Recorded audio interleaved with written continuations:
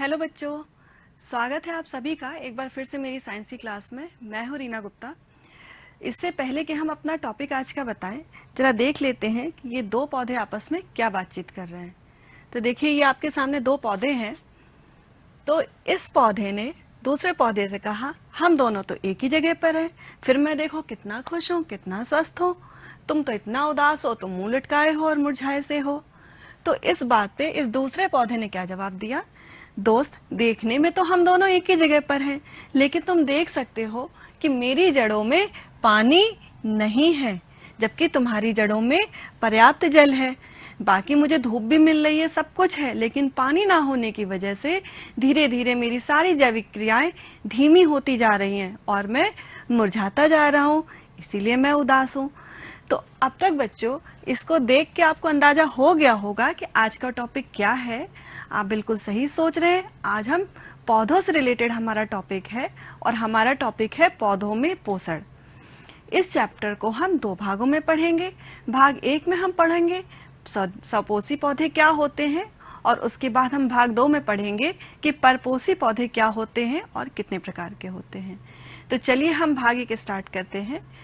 जैसा कि अभी आपने देखा कि पौधों को पानी चाहिए होता है, ठीक वैसे ही जैसे हमको पानी की जरूरत होती है, खाने की जरूरत होती है, ठीक वैसे ही पौधों को भी जल की आवश्यकता होती है। अच्छा बच्चों, कभी आपने सोचा कि अगर आप 5 दिन 6 दिन तक अगर आपको खाना ना मिले तो क्या होगा? सोचिए जरा। आप कुछ दिनों बाद थकान का अनुभव करने लगेंगे, किसी भी काम को करने में आपको जल्दी कमजोरी महसूस होने लगेगी और धीरे धीरे आपका शरीर भी क्या होगा, सुस्त होता जाएगा और कमजोर सा दिखने लगेगा। तो इस तरह से हमको भोजन की बहुत आवश्यकता होती है, क्योंकि भोजन से हमको कार्य करने के लिए ऊर्जा प्राप्त होती है। ठीक वैसे ही पौधों को भी अपनी जैविक क्रियाओं के लिए ऊर्जा की आवश्यकता होती है। अब आपने जाना कि हमको तो पोषण की जरूरत, भोजन की जरूरत होती है, लेकिन ये हमारे लिए जिस तरह जरूरी है उसी तरह हर जीव जंतु के लिए भी आवश्यक है। लेकिन क्या शायद आपको पता है कि हम में से कोई भी जीव जंतु अपना भोजन स्वयं नहीं बना सकता? अब आपको मेरी बात थोड़ा अजीब लग रही होगी। आप सोचोगे हमारे घर में तो रोज मम्मी खाना बनाती है। बेटा, मम्मी खाना आपकी बनाती हैं, लेकिन वो सिर्फ पकाती हैं खाने को, वो खाना बनाती नहीं है। यानी खाना पकाने में हम उन्हीं चीजों को प्रयोग करते हैं जो हमें पेड़ों से, पौधों से प्राप्त होती हैं। इसका मतलब हर जीव जंतु, हर प्राणी पौधे से प्राप्त होने वाले, पौधे के ही भागों को, उनसे प्राप्त होने वाले फल फूल आदि को भोजन के रूप में प्रयोग करता है। अब ये तो हमने खा लिया खाना, ठीक, लेकिन जैसे पौधे भी तो सजीव हैं, तो सोचिए पौधे क्या खाते होंगे। अब आपके मन में प्रश्न उठ रहे होंगे कि पौधे क्या खाते हैं, उनको भोजन कहाँ से प्राप्त होता है। तो इन सभी प्रश्नों के जवाब आपको मिलेंगे हमारी आज की क्लास में। बस जरूरत है आपको ध्यान से सुनने की और समझने की। आपको सारे उत्तर हमारी आज की क्लास में मिल जाएंगे। तो चलिए हम फिर शुरू करते हैं। देखिए, पहले सबसे पहले शब्द आता है आपका पोषण। हम लोग का चैप्टर का नाम है पौधों में पोषण। पोषण शब्द क्या है, इसका क्या अर्थ है? तो देखिए बच्चों, जीवों द्वारा भोजन ग्रहण करने की क्रिया, जिसे हम क्या कहते हैं, पोषण। तो भोजन ग्रहण करने की क्रिया को हम पोषण कहते हैं। इसके अंतर्गत दो प्रक्रियाएं आती हैं, भोजन का अंतर्ग्रहण और भोजन का पाचन, जो कि आप आगे आने वाले चैप्टर्स में अभी पढ़ेंगे।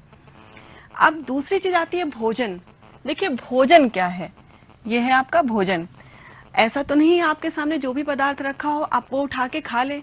कैसे पता हमको क्या भोजन है, क्या हमें खाना चाहिए, क्या हमारी सेहत के लिए अच्छा है?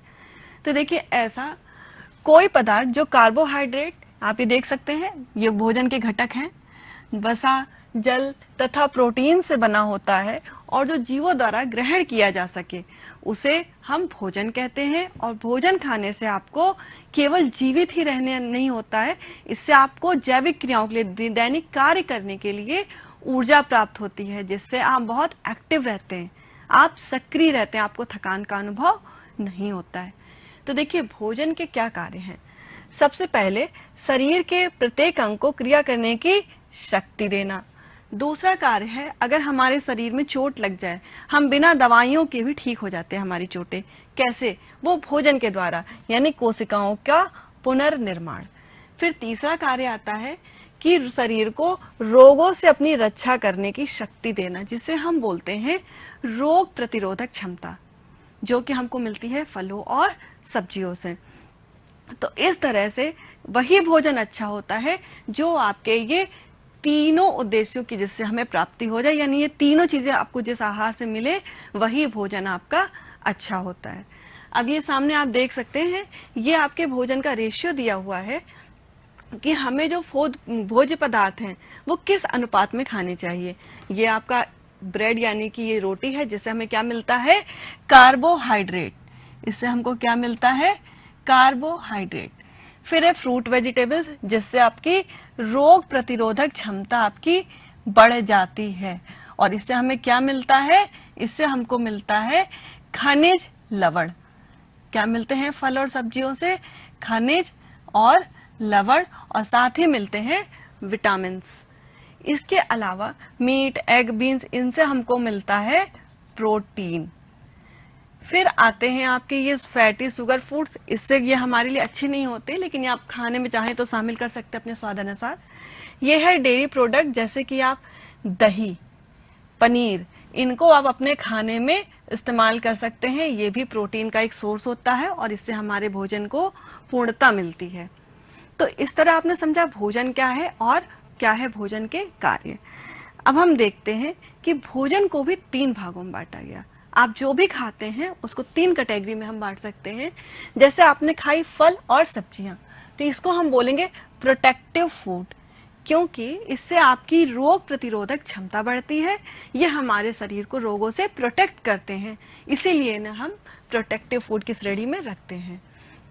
नेक्स्ट है एनर्जी गिविंग फूड, यानी कि ऐसे भोज्य पदार्थ जिनको खाने से आपको ऊर्जा प्राप्त हो।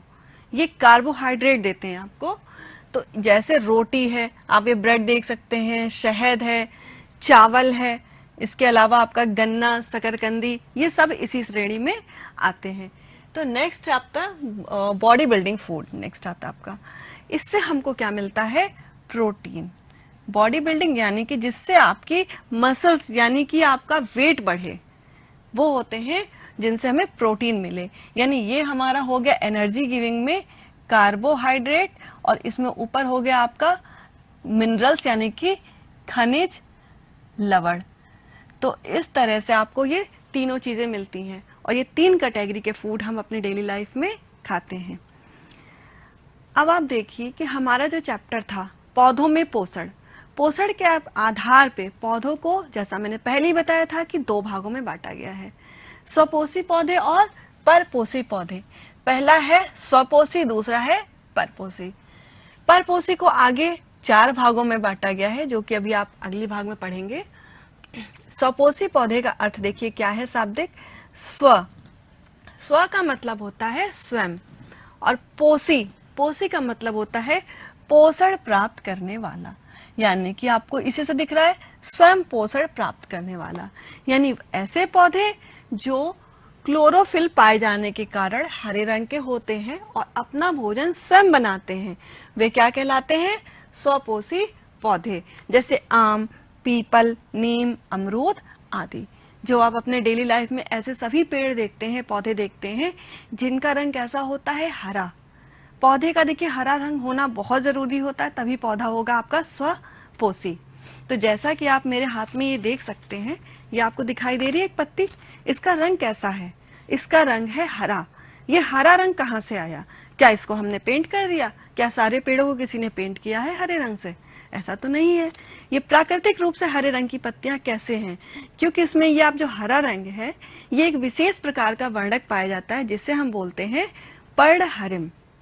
पर्णहरिम को ही इंग्लिश में बोला जाता है क्लोरोफिल। इसी के कारण हर पत्ती का कलर होता है हरा, यानी कि हरी दिखने वाली जितनी भी पत्तियां अगर आपको दिखाई दे रही हैं, वो किस कारण है, पर्णहरिम यानी कि क्लोरोफिल के कारण। क्लोरोफिल का बहुत बड़ा रोल होता है भोजन के निर्माण में, इसलिए ऐसे जो भी पौधे जो स्वपोषी हैं उसमें हरे रंग का होना जरूरी होता है। अगर हरे रंग की पत्ती नहीं है, उसमें क्लोरोफिल, इसका मतलब अनुपस्थित है, तो उसमें भोजन का निर्माण होना संभव नहीं है। अब हम देखते हैं कि हरे पौधे अपने भोजन का निर्माण कैसे करते हैं। तो देखिए, जिस तरह से आपके घर में मम्मी आपकी खाना बनाती है किचन में, तो किचन में खाना बनाने के लिए उनको बहुत सारा सामान चाहिए होता है, दाल, चावल, सब्जी, मसाले और भी बहुत सारी चीजें। तो पौधे में खाना कहाँ बनता है? पौधे में खाना बनता है पत्तियों में। तो हम कह सकते हैं कि पत्तियां पौधे की रसोई है। और जिस तरह से आपके रसोई में खाना चाहिए होता है बनाने के लिए दाल चावल, उस तरह से पौधे को भी जरूरत होती है। तो पौधे को ऐसी क्या चीजें चाहिए होती है जिससे उसका भोजन बन जाए? पौधे को चाहिए होती हैं 4 चीजें। पहला है, सबसे पहले हम बात करेंगे क्लोरोफिल। जैसा कि अभी मैंने आपको थोड़ी देर पहले ही समझाया था। इसके बाद सनलाइट यानी कि सूर्य का प्रकाश। फिर हम इसके बाद बात करेंगे जल। जैसे हमको खाने के साथ पानी चाहिए होता है, वैसे पौधे के लिए भी जल बहुत जरूरी है। फिर आता है कार्बन डाइऑक्साइड यानी कि CO2। ये 4 चीजें हैं जब किसी भी पौधे को भोजन बनाने के लिए चाहिए होती हैं। इस प्रक्रिया को, जिससे भोजन बनकर तैयार होता है, उसे हम कहते हैं प्रकाश संश्लेषण। उस क्रिया को हम क्या कहते हैं? प्रकाश संश्लेषण, जो भी मैं आपको बहुत डिटेल में बताने वाली हूं। तो ये है हमारा प्रकाश संश्लेषण। लेकिन अब बात ये है कि जैसे आपके घर में दाल, चावल, सब्जियां आपके घर में खरीद के मार्केट से आता है, पापा या मम्मी कोई भी ले आते हैं, पौधे को कौन ला के देता है? पौधे मार्केट तो नहीं जाते खरीदने ना। तो उनको ये चारों चीजें किस तरह से प्राप्त होती हैं, ये जानना आवश्यक है। तो क्लोरोफिल, जैसे कि मैंने अभी आपको बताया कि पत्तियां हरी होती हैं, तो क्लोरोफिल तो उसमें पहले से ही उपस्थित होता है। फिर क्या होता है? सूर्य का प्रकाश। देखिए, जैसे ही आप ये देख रहे हैं कि पत्ती के ऊपर क्या हुआ, सूर्य की रोशनी यहाँ से आई, तो फिर क्या हुआ, इसमें जो क्लोरोफिल था उसने उस पूरे प्रकाश को, जो पड़ने वाला प्रकाश था, उसमें से उसकी कुछ मात्रा को अपने अंदर एब्जॉर्ब कर लिया, यानी कि अवशोषित कर लिया। अब सूर्य का प्रकाश क्लोरोफिल में अवशोषित हो गया, तो इस तरह पत्तियों तक सूर्य का प्रकाश पहुंच चुका है। फिर आती है जल की बारी। हम पौधों में जल डालते हैं, या वर्षा का जल, जब पानी जल उसमें जाता है जड़ों में, तो जड़ों से होता हुआ, देखिए ये पौधे की जैसे जड़ें हैं, ये पौधा है आपका। तो फिर हमने यहाँ पे, अगर मान लीजिए ये हमने जल डाला, तो यहाँ से जल जाता है जड़ों में, और जड़ों से आगे बढ़ता हुआ जाता है इसके तनों में, और तनों से होता हुआ पहुंच जाता है इसकी पत्तियों में। तो इस तरह से इसको आप देख लीजिए फिर से, ये इसकी जड़ें हैं, जड़ों के बाद ये तना है, और तने के बाद ये है पत्तियां।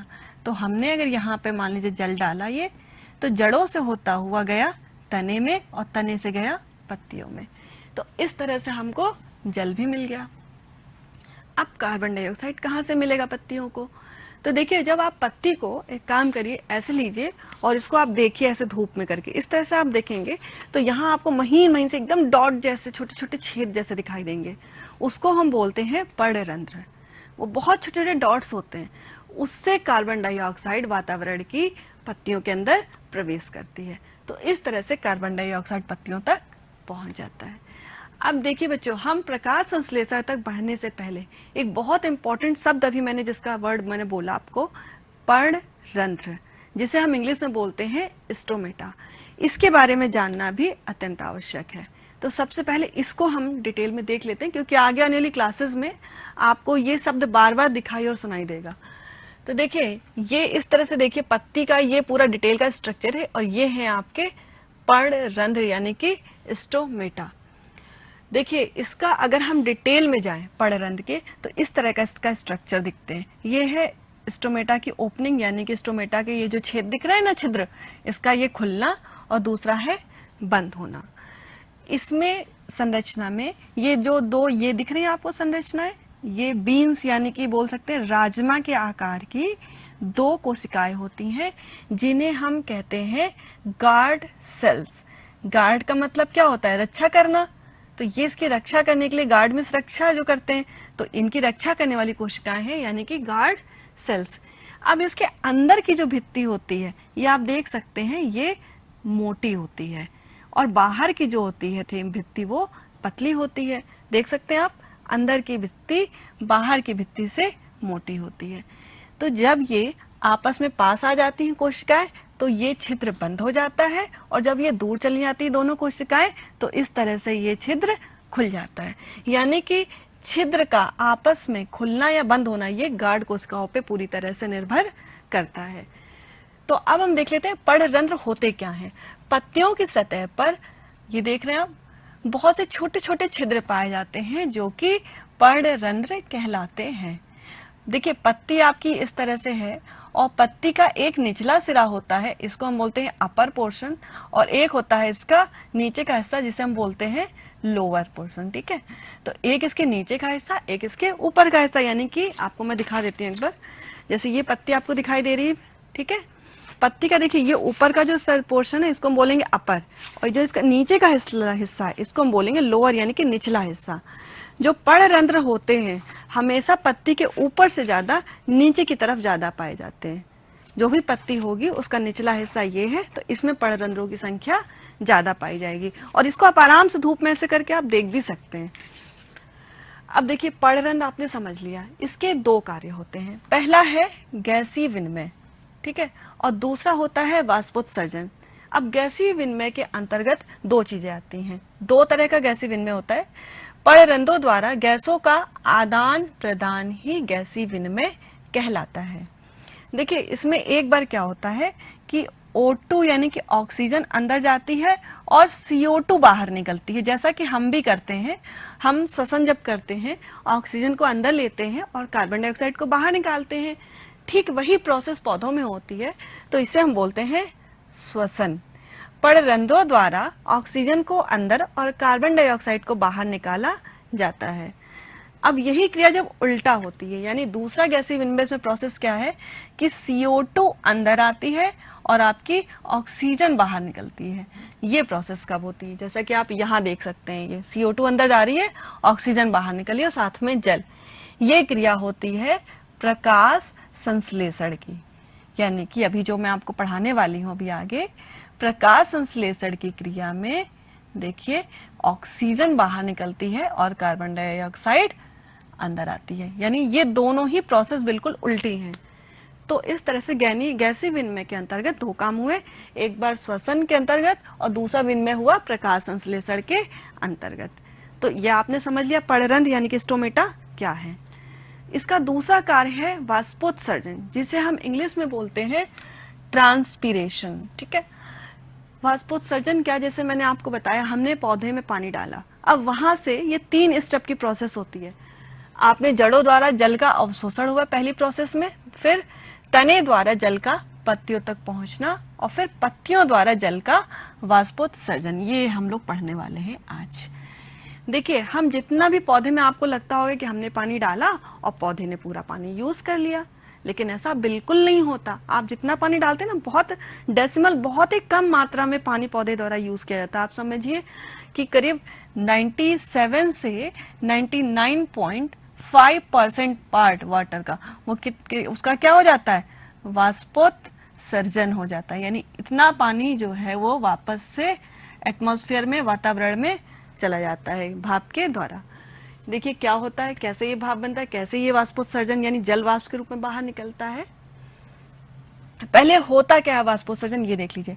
पौधों द्वारा अनावश्यक जल को, यानी कि जो जल पौधे ने यूज नहीं किया, उसको वाष्प के रूप में पर्णरंध्रों द्वारा बाहर निकलने की क्रिया को वाष्पोत्सर्जन कहा जाता है।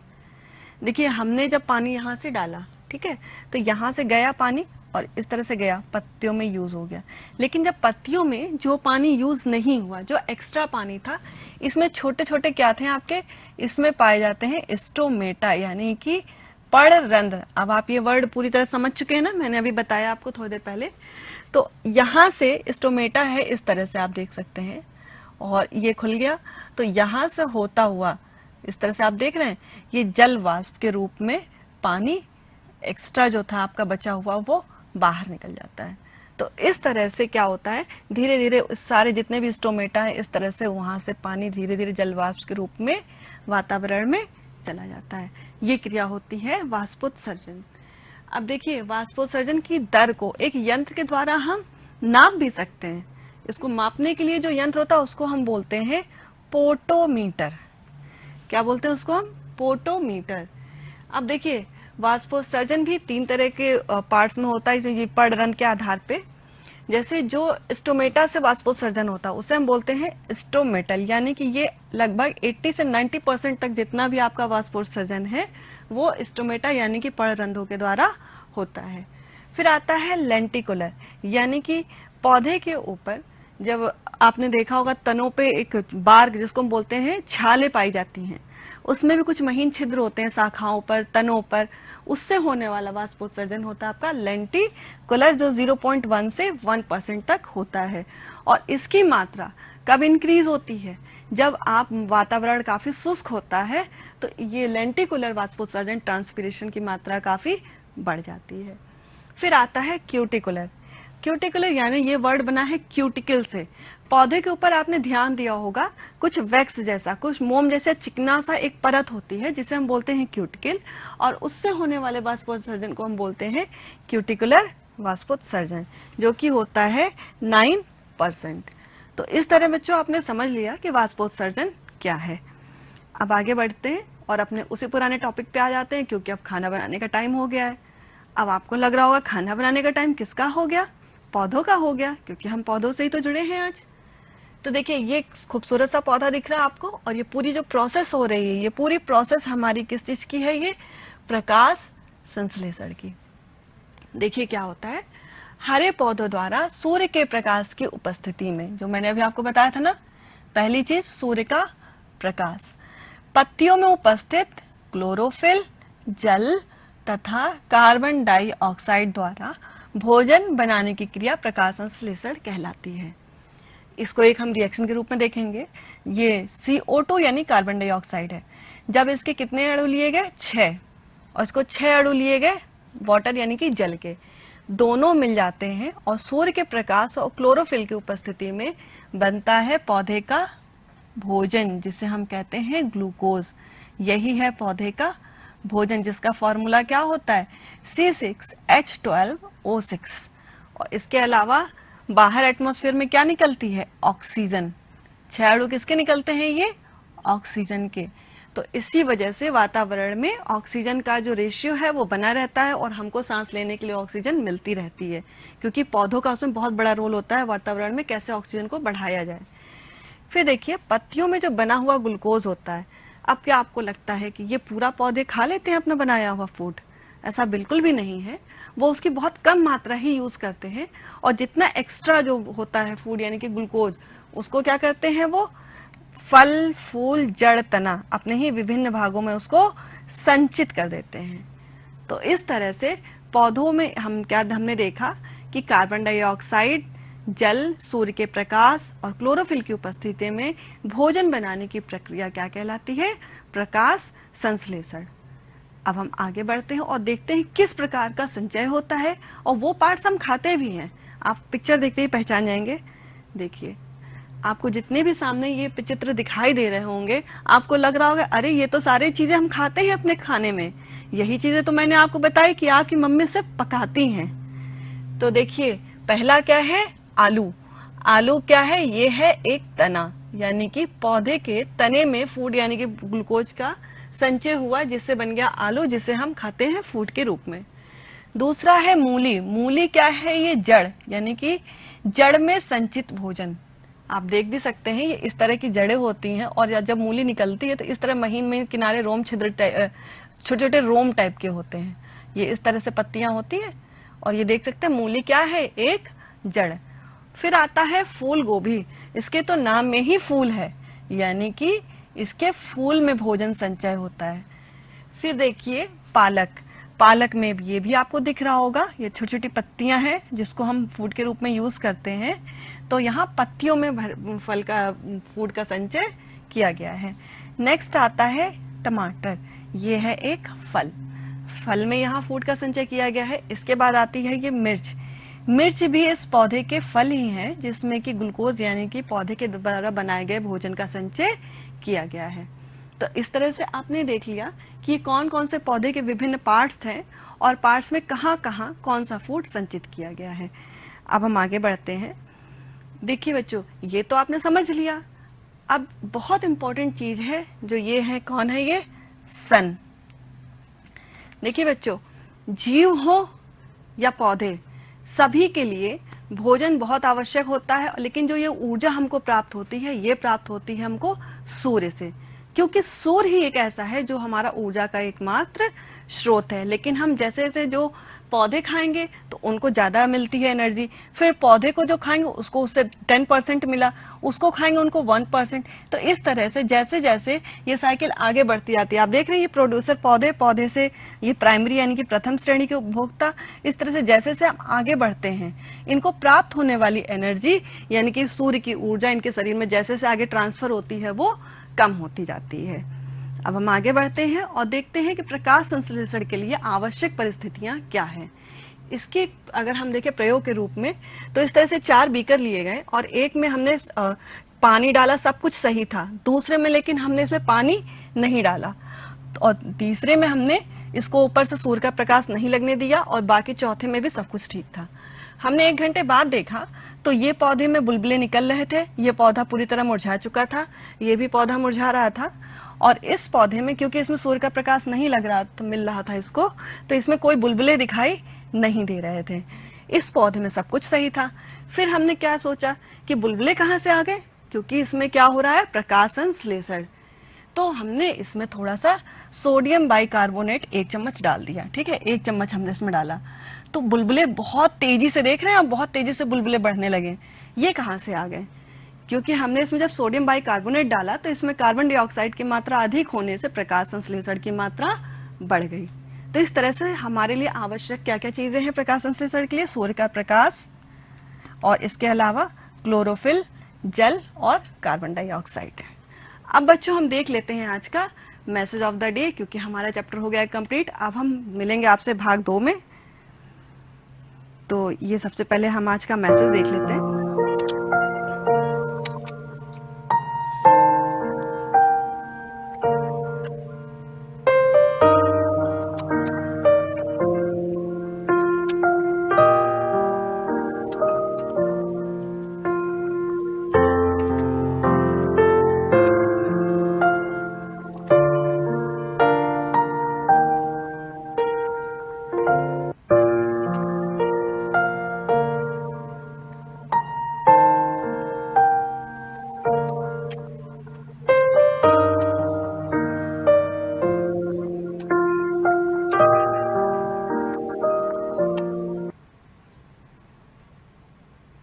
तो बच्चों आज का मैसेज ऑफ द डे यही है कि पौष्टिक खाना खाइए, ईट न्यूट्रिशियस फूड। आपको कुछ भी नहीं खाना है, आपको वो खाना खाना है जो आपके शरीर के लिए, आपकी मानसिक ग्रोथ, आपकी शारीरिक ग्रोथ के लिए अच्छा हो, क्योंकि आप जैसा खाना खाएंगे वैसे ही आपका शरीर डेवलप होगा, विकसित होगा, और वैसे ही आपकी सोच होगी। बोलते हैं ना, जैसा खाए अन्न वैसा होए मन। बहुत बूढ़े लोगों की कहावत है, और ये पूरी तरह सही भी है कि आप जितना अच्छा खाना खाएंगे, आपका शरीर और आपकी सोच सब कुछ उतनी ही सात्विक, उतनी ही अच्छी बनेगी। तो आप, क्योंकि इस समय आप बच्चे हैं, आपका शरीर ग्रोइंग स्टेज पे है, तो ये बहुत जरूरी होता है कि आपको हर चीज, आपकी जो खाने की प्लेट हो वो पूरी तरह पौष्टिक आहारों से परिपूर्ण हो। तो देख सकते हैं ये है आपकी खाने की प्लेट, और आप देख सकते हैं ये है इसमें रेशियो, क्या चीज कितनी होनी चाहिए। यानी कि इसमें आप देख सकते हैं 25% ये आपके अनाज है, यानी कि ये आप देख सकते हैं कार्बोहाइड्रेट, फाइबर रिच कार्बोहाइड्रेट, यानी रोटियां हुई, चावल हुआ, ये सारी चीजें आपकी। फिर आता है 25% आप देख सकते हैं ये है प्रोटीन, जिसमें कि अंडे हैं, मांस, मछली, दूध, पनीर, ये आता है। फिर आता है आपका 10% वसा, यानी कि चिकनाई, जितनी चीज आप, घी हुआ, तेल हुआ, ये सारी चीजें। फिर है 40% सब्जियां, जिनसे कि आपको मिलता है क्या, खनिज और लवण, और साथ में विटामिन। तो ये आपकी पूरी खाने की प्लेट है। इस तरह से आपको अपने अंदर भोजन आपको तैयार रखना है खाने के लिए, कुछ भी उल्टा सीधा नहीं खाना है। तो बच्चों इसी के साथ हेल्दी खाइए और सुरक्षित रहिए, और मिलते हैं हम अपने भाग में, फिर कुछ नया करते हैं। तब तक के लिए बेस्ट ऑफ लक।